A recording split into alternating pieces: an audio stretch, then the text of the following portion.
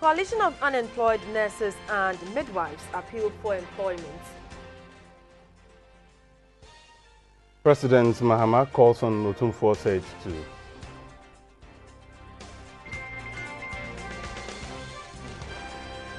Galamsey operators take over Peza's mining company in Ayamfuri. And in South Africa, African Union's new 25,000 standby force to begin field training.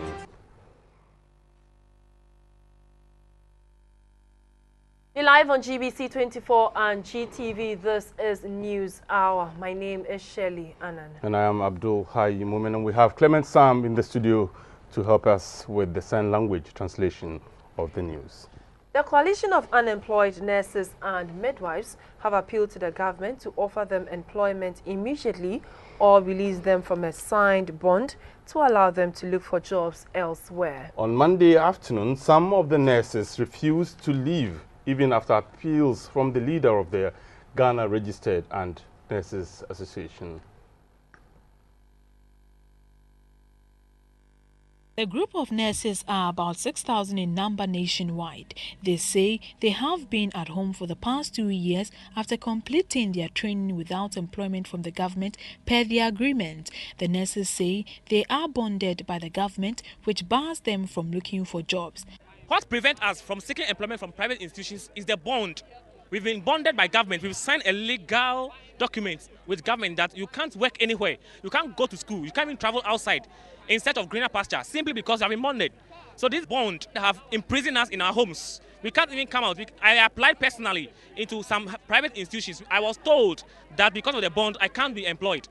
So we want that assurance, 100% assurance, not any form of assurance, because we've had several of those assurances and they've proved fruitless. Sure. So that is why we are here. And we are here on a peaceful basis. You can see our members. They are not agitating, they are not shouting, but they are psychologically, in fact, imbalanced. After several appeals from the president of the Registered Nurses Association, Mr. Kweku Asante Krobia, the nurses refused to leave the spot where they had converged adjacent to the Flagstaff House. They said several times the health minister had given them assurances, but they now wanted audience with the president. Later, the employment minister, Mr. Haruna Idrisu, came to speak to the nurses. Part of the reason why we have had this delay is to avoid a repeat of some of the mistakes of the past. To post you, work for 3, 6 months, 1 year without receiving salary or pay. It is government's collective resolve with you that that should not happen to any category of nurses, nor junior doctors or doctors to be posted within the health service and to be employed by the Ghana Health Service. So accordingly, the Ministry of Health have just finalized a validation of your final list, which has been sent to the Ministry of Finance for clearance. The clearance will be provided early next week for posting.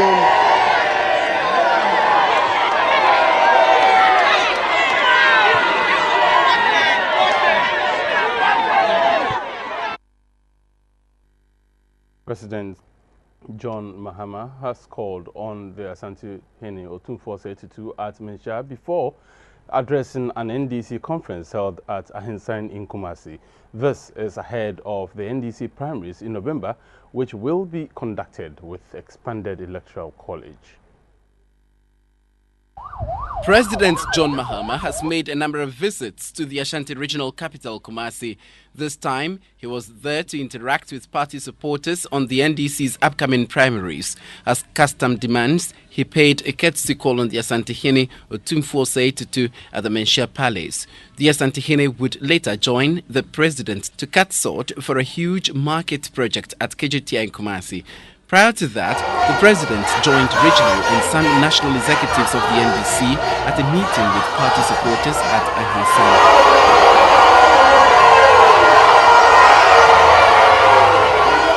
The NDC is targeting 1 million votes in the Ashanti region and aims at splitting eastern regional votes with the main opposition in 2016. Both regions are strongholds of the MPP, though the NDC's best results in the Ashanti region have never exceeded 30%. The sum total of votes from the region is the third largest on regional basis.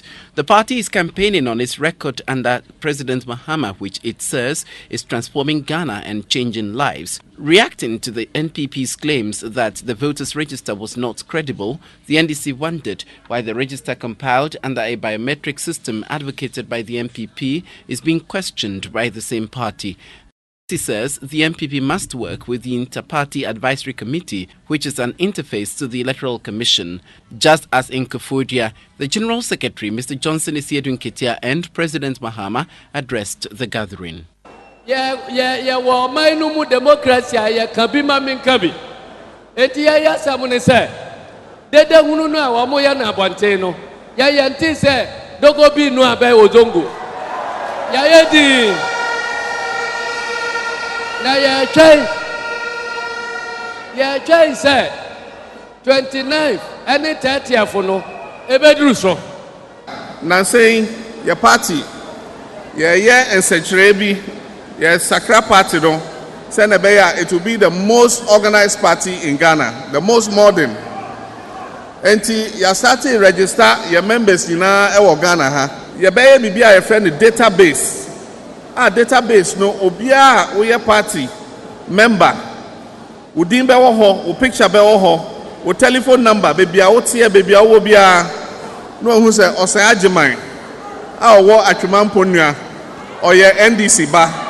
I just saw a member. The NDC is targeting 22 or more seats, which the president won in the popular vote but lost in the parliamentaries in 2012. The NDC is currently the majority party in parliament. The party calls its November 7th internal polls an election before the main election college, which allows all card-bearing members to vote. At Shimota School, one of Ghana's oldest secondary schools, continues to face the problem of encroachers on their land. A visit to some parts of their land by some alumni and GBC24 showed that encroachers are using the lands as their homes for farming and prayer camps, among others. This is land that could be used to expand the school. The squatters have been sacked on a number of occasions, but they have refused to leave the school lands. While GBC24 was on tour with the old students, led by the 86-year group president, Mr. Bedford Otu, they first got to this camp, headed by Pastor Albert. He insisted that the nation needs prayers, so he is staying put to continue with the prayers. We shall relegate the word of God totally, at least. Yes, it must be inclusive. Yes, we wouldn't relegate the word of God. Yes, if you relegate the word of God, you are not doing anybody good. Yes, we know. It's a curse, even it's a curse. Yes, boss. You agree? Yes, I agree. You agree? I don't. No, I disagree. You know, to relegate the word of God. Hold on, I disagree with what you're doing because you are using the word of God to do what is wrong. You must have what is right to be here. You don't have that right thing, and you are here, and you are using the word of God to do that. That is wrong. This nation needs prayer. Yes, you can't deny. That is fine. We agree. Yes, but this nation needs prayer. It must be done in the right way. When the election case was in court, it must be done. This was where pastors came to fast and pray. My brother, we are not here for. Another squatter, Mr. Kwesi Abalu, has taken over this part of the land for the past 10 years. He lives there with a wife and 2 children. He was weeding another part of the land when the news team got there. His wife went to fetch him. This is their bedroom. And yet, say Mubetsna has said, wow, what's what time about 10 years? Wow, Michelle Ubani Michelle, just about now a year. Way is around 10, 12 years. Just say, you are creating a family here, and this is what we are talking about. That if we don't take a serious look at this and a serious approach to getting these people evacuated from this end, Achimodo School is in deep trouble. This is where another pastor called Masidor Wanda Krenzel stays. According to him, he has been living here for the past 13 years with his family. Well, on you by one good thing, I seek permission here. Him there, as I say, or should be now say, or school as him them in oh, and some are making I'm here there, the mechano. I Yankupon Aquine. Nine says a beauty. Mom for Bible and MCC. I am Barbara Seneca, your cardum, if in Yami. I don't know if in money, Yankupon Aquine, there's all the fat and brasso. This part of the land is used as a Bible institution. The head pastor was not around at the time of the visit. The GBC24 team was then informed that that area is a new slum being built. Speaking to GBC24, Mr. Bedford Otu expressed worry that the squatters have refused to leave. We don't want to go, the utopian way. Otherwise, it will be another thing. So we are pleading with the leaders of this settlers to see reason and to evacuate the land as soon as possible. Because if that fails, we'll advise ourselves otherwise. The old students said it is necessary to get the encroachers off the Achimota school lands so that the land can be walled and more classroom blocks and dormitories built. And elsewhere, despite the numerous measures by authorities to stem the tide of illegal mining in mining communities, the youth of Ayamfuri and other nearby communities in the Upper Denshura district of the Central Region say galamsey is their only means of survival.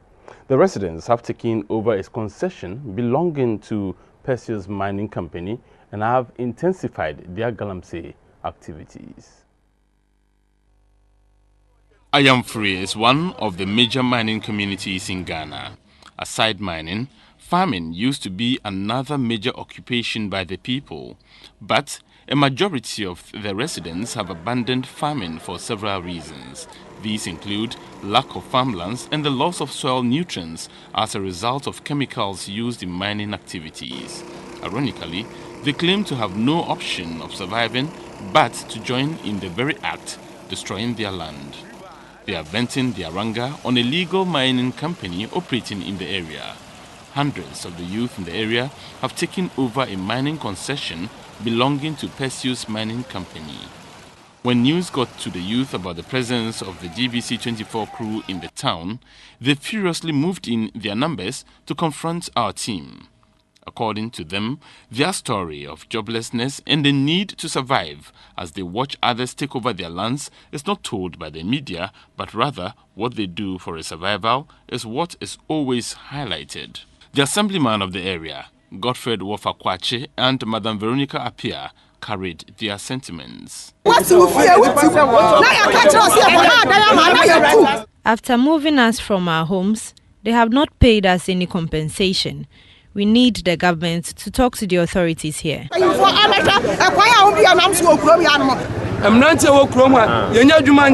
young men in this town have no jobs.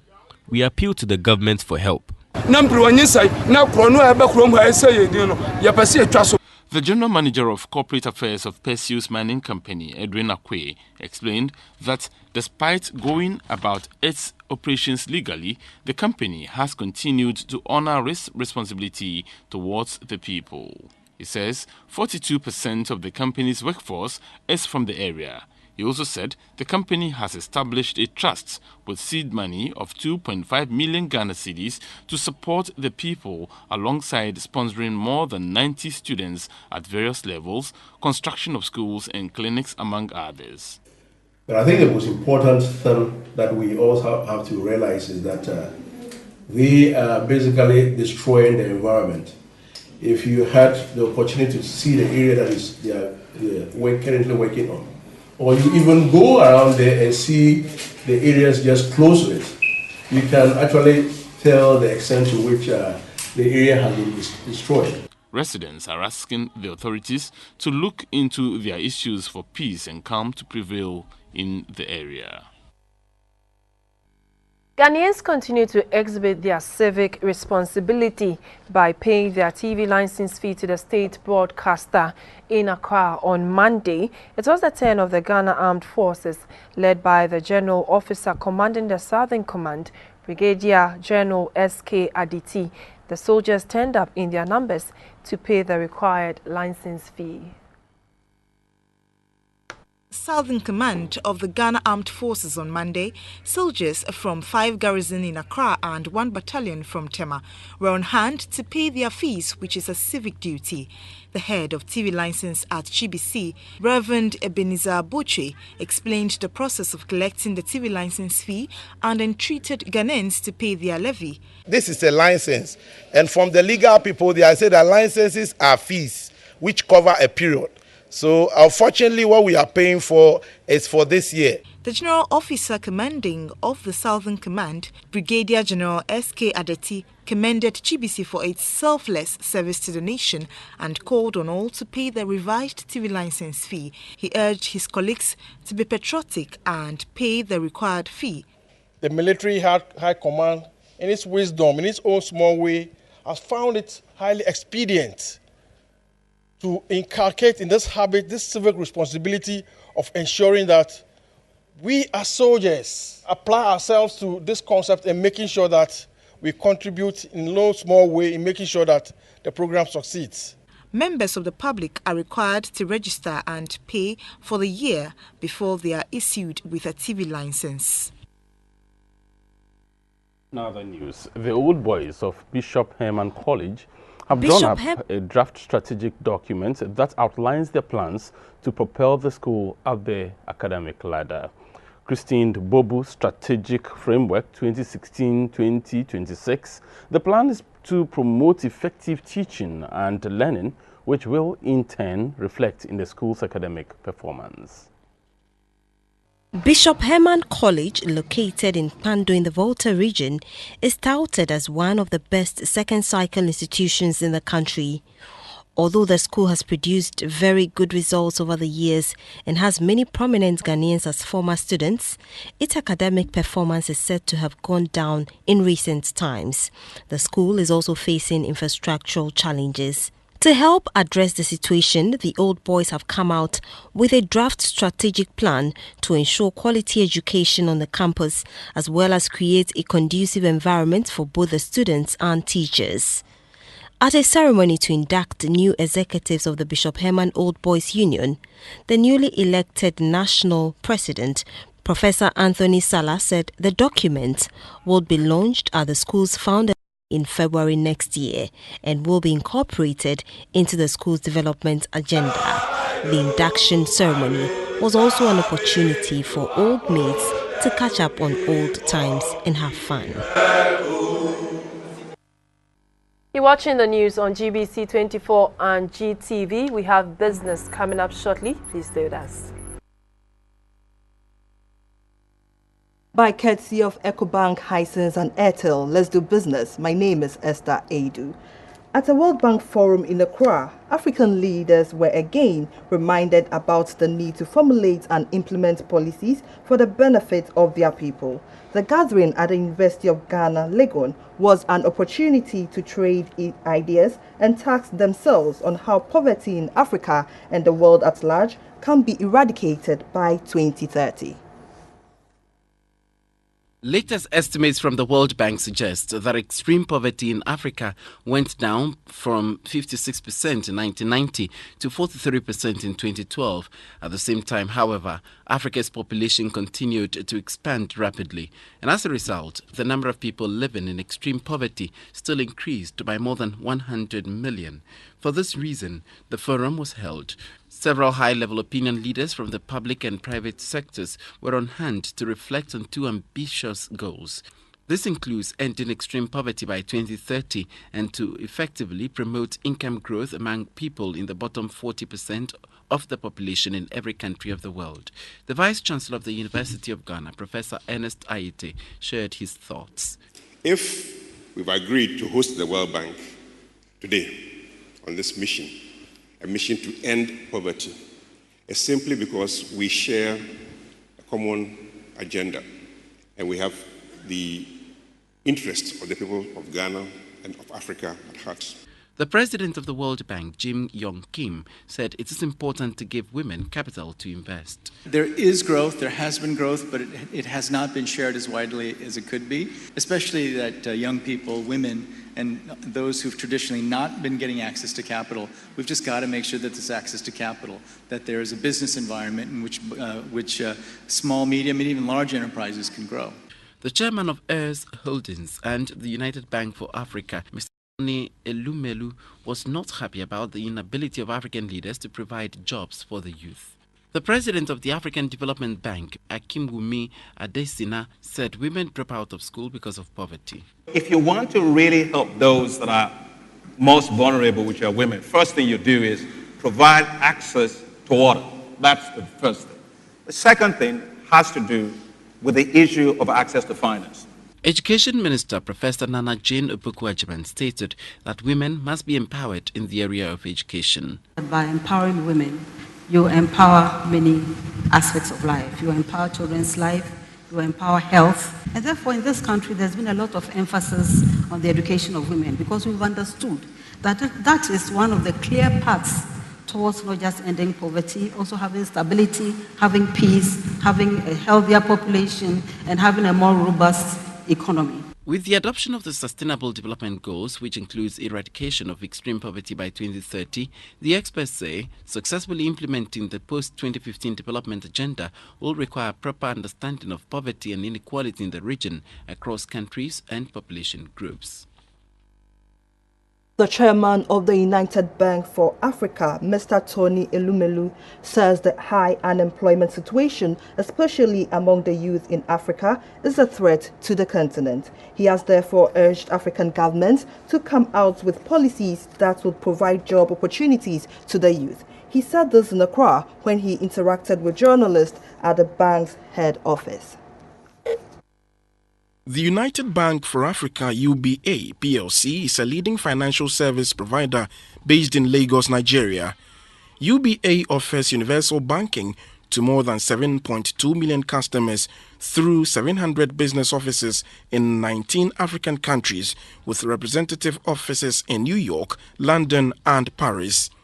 UBA's history dates back to 1948 when the British and French Bank Limited commenced business in Nigeria. The chairman of the United Bank of Africa, UBA, Mr. Tony Elumelu, encouraged entrepreneurs to be disciplined in their spending and also cultivate the habit of saving. It's hard work. I think hard work is very important. Two is discipline. They're all in the same family. Discipline. Three is savings culture, culture of denying yourself or depriving yourself of certain short-term consumption for a better future. Investing long-term, being resilient, and above all, dreams. You know, we need to realize that dreams on their own don't just happen. But what translates a dream from being a dream to reality is hard work. He was also of the opinion that African governments must create the enabling environment that will attract investment into their country's economies. The economists tell us that in 2020, we have 122 million young Africans enter the job market, and the capacity of Africa to create employment will give us 50 million people. So we have a deficit, and the point is, how do we engage these people? That is going to be a major challenge for everyone. So unemployment, to me, is one of the single, if not the single, most critical threat that we have as a continent. The United Bank of Africa, UBA, says it is committed to providing the socio-economic conditions of communities in which it operates. In the 2014 financial year, the Dangwe Rural Bank posted tax after profits of 307,259 Ghana cedis. This represents an increase of 19.8% over 14,811 Ghana cedis in 2013. The board declared a dividend of 0.004 pesos per share to the shareholders. The Dangbe Rural Bank was established in 1982. It has 7 branches and awards scholarships to deserving senior high school students in this area while supporting programs for development in the communities. With an asset base of over 20 million Ghana cedis, the bank continues to support various sectors of the economy by providing loans and overdraft to small and medium-scale enterprises. The year under review saw the bank's total income increase from 14,811 Ghana cedis in 2013 to 307,259 Ghana cedis in 2014. The time deposit also increased by 94.7% from 1,064,120 Ghana cedis in 2013 to 2,100,930 in 2014. Customers' savings increased by 3.4% from 8,504,498 Ghana cedis in 2013 to 8,792,993 Ghana cedis in 2014. The chairman of the Dangbe Rural Bank, Mr. Samuel Odonko, said the economic pressure forced the central bank to increase the policy rate to 21% from 16%. This, he says, was against the backdrop of rising inflation from 13.5% to 17%, while Treasury bill rates increased from 17% to 25.8%. We recorded a profit before taxation of 330,615 Ghana cedis, from which taxation 23,356,000 was deducted, giving a profit after tax of 307,259 Ghana cedis. The Deputy Head of Human Capital Department of the ARB Apex Bank, Mrs. Francisca Atipo, asked the management of the bank to comply with the rules and regulations of the Apex Bank. In recent times, Know Your Customer principles has assumed prominence in our banking environment. In order to help the rural banks to comply with KYC requirements, the Apex Bank has developed a KYC complaint account opening form for the rural banks. The Chief Executive Officer of the Dangbe Rural Bank, Mr. Emmanuel Koda, shared some achievements of the bank so far. In the age of computerization, we are also fully computerized. We have moved away from the manual system to the computerized system. We have our Susu products now, which is on the field. It's working. It's on a platform where once you contribute, you get a text message that so much has been collected from you. The bank also elected new directors to replace those who had retired. And that was business. Have a good evening. In news, at this year's National Hand Washing Day, traders at the Kwasia Jase market at Tema Community 1 were sensitized on the need to be hygienic at all times. They are also advised to keep the market clean to prevent the outbreak of diseases. Proper hand washing is recommended by health experts, especially when handling food. It is for this reason that traders at Kwasia Jase market at Tema Community 1 were educated on the importance of hand washing with soap and the running water. This year's National Hand Washing Day was under the auspices of the Department of Social Welfare and the Community Development Unit of the Tema Metropolitan Assembly. The head of the Social Welfare and Community Development Unit of the TMA, Ms. Matilda Muhammad, explained the rationale behind engaging market women in this year's celebration. I will indulge everybody to make it a point of washing his or her hands properly before handling food, before even handling your letters in your office or doing any other things, because the hands does a lot of things, and we need to ensure that we always have clean hands to be able to handle things. Some of the traders spoke to GBC24 on the importance of the exercise. We are consistently handling our items, and if you have entreated us to wash our hands with soap after handling them, we shall strive to do so. Until now, we never saw the need to wash our hands before handling our food, but thanks to your initiative, We have learned to wash our hands after handling our wares. Members of the department also mounted the Veronica buckets with soap at markets to encourage the traders to wash their hands before and after serving their customers. A 6-year-old hydrocephalus patient, Michael Baffour of Yamfo in the Bunafu region, urgently needs 6,000 cedis for corrective surgery at the Konfanochi Teaching Hospital. Michael Baffour has lived with the disease for the past 2 years, but his parents are unable to bear the cost of his medical bills. They are therefore appealing to the public for financial support. Hydrocephalus is when there is an accumulation of liquid in the brain, typically in young children, enlarging the head and sometimes causing brain damage. For Michael Baffour, his mother detected the symptoms at an early stage after birth, but due to misdiagnosis, she was unable to get the appropriate medical treatment for him, thereby resulting to his present condition. Michael's mother, Ophelia Sechiwa, tells GBC24 that her son's condition has created a dent in the family's income since all members financially support his bills. Another source of worry is her son's inability to go to school regularly because of his condition. Ophelia Sechiwa is appealing to individuals, philanthropists and corporate bodies to help raise the 6,000 cedis needed for her son's surgery. Medenako Hospital. Now, doctor said this is surgery. I'm pleading with everybody to help my son undergo corrective surgery to save his life. Michael's current medical report shows that his condition is critical, making corrective surgery urgent. Anyone who wants to support can send their donations to Kiddie Star account number 70112200000219 with account name Sechiwa OITF Michael, GCB Bank Sunyain Branch, or contact Ophelia Sechiwa on 057 31 63324.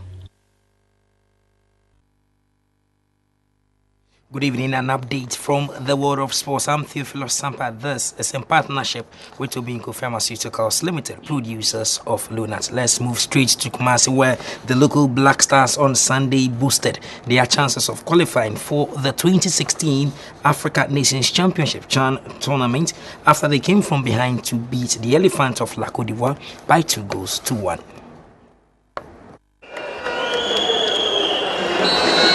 On Sunday, the home-based Black Stars welcomed the Elephants of La Côte d'Ivoire at the Barbara Sports Stadium. The encounter was the first leg of the final qualifier for next year's CHAN soccer competition in Rwanda. Both sides were looking for goals in order to make the return leg a mere formality. But after missing numerous chances that came their way, it was the visitors who scored first.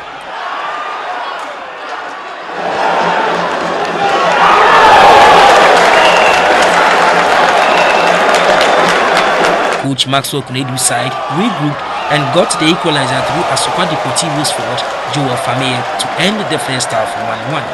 Back from the break, Famille again made a statement for the first and second tier leagues in the country as he got the winning goal for Ghana.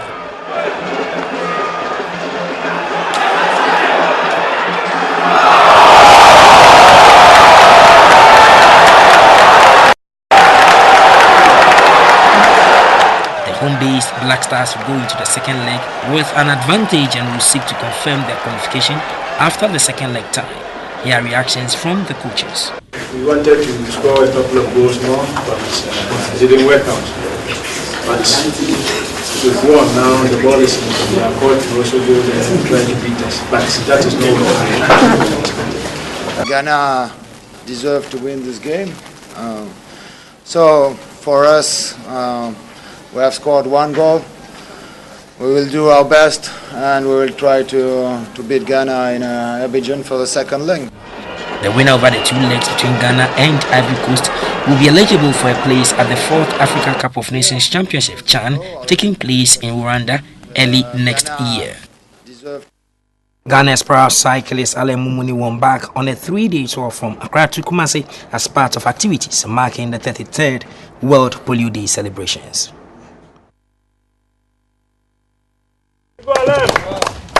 The tour under the team Ride Out Polio will see Ghana's pro cyclist Ale Mumuni engaging in a 560-kilometer ride from Accra to Kumasi through Koforidua from October 21 to 24. Mumuni, who was paralyzed at the age of 5 due to polio, says he will leave Accra on October 21 to Koforidua and continue to Kumasi, and will call on the Eastern and Ashanti regional ministers as well as the Asantehene Otumfuo Saitutu II. Mumuni says he will ride back to Accra on October 24 and is expected to reach the Lizzie Sports Complex at East Legon by midday for the World Polio Day celebrations. Mumuni is the polio ambassador for Rotary Club International. Finally, 10 badminton coaches have passed an international certification course. These are the 10 badminton coaches who benefited from the 5-model system in badminton, including technical, tactical, psychological, lifestyles, coaching, and principles. The certification course was the first of its kind for badminton coaches in Ghana and formed part of the Ghana Olympic Committee's commitment to supporting coaching education and development in Ghana. The International Olympic Committee-sponsored course was supervised by the course instructor Anirao Daji from Mauritius.